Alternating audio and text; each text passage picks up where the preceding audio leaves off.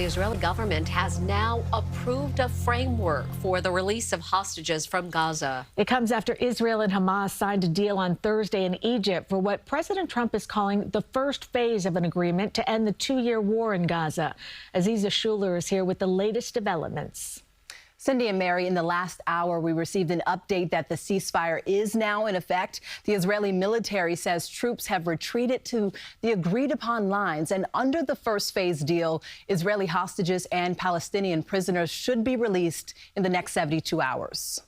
The same day Israel's cabinet agreed to a ceasefire and approved the deal to release hostages held by Hamas, multiple explosions were seen on the Gaza skyline overnight into Friday. The death toll there continues to rise. Somerset, New Jersey resident Sami Shaban spoke with his family in Gaza City, who are desperately awaiting an end to the conflict. There is a lot of hope, but a lot of skepticism that this may not actually result in the ceasefire that we're hoping for, that it may be a brief pause, if that. I mean, just today, my family tells me that 5 people next to them were killed. Israel's Prime Minister Benjamin Netanyahu said the ceasefire was expected to begin immediately as Israeli troops pull back to the agreed lines.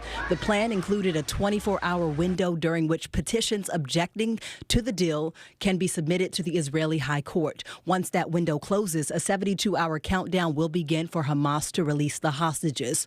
20 are believed to be alive. In Brooklyn, Ruby Chin says he's unsure if his son, 19-year-old Itai Chen, will be among the living. On one hand, excitement because we see the finish line, anticipation, but also anxiety. President Donald Trump has indicated the release could happen early next week. They should be released on Monday or Tuesday.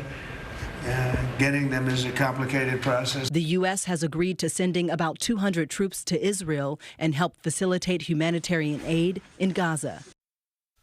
And President Trump says he plans to leave Sunday for the Middle East, where he says he'll attend the official signing of the Phase 1 agreement in Egypt and deliver an address to Israel's parliament in Jerusalem. Cindy, back to you. Aziza, thank you. We'll stay on top of the negotiations over the next few days, as well as a new ceasefire now in effect. You can also find full details of the peace plan at cbsnewsnewyork.com.